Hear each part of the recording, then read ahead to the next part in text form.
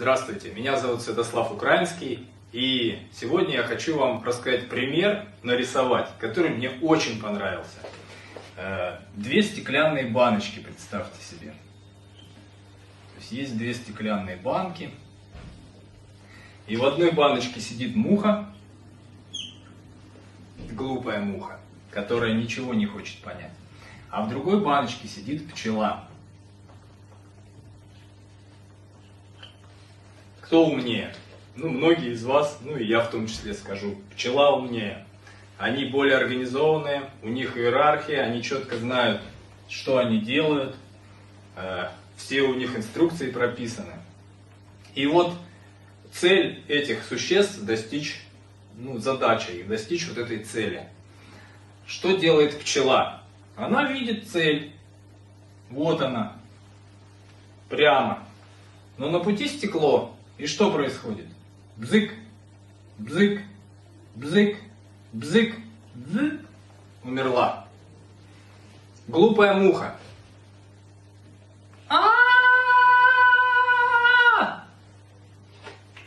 Вот так чаще всего происходит в жизни. Умные люди говорят: он же глупее меня. Как он достиг? Как он добился результата? Хотя он же вообще ничего не знает. Он даже двух слов связать не может. Понимаете, вот это было в моей жизни очень часто. У меня 2 высших образования, у меня 7 рабочих специальностей. И я все, прежде чем сделать, пытался понять. Несколько лет назад мне преподнесли китайскую мудрость. Мне ее как китайскую преподнесли, на самом деле я не знаю.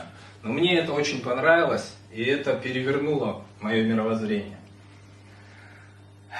Первая ступень, самая начальная, это делать.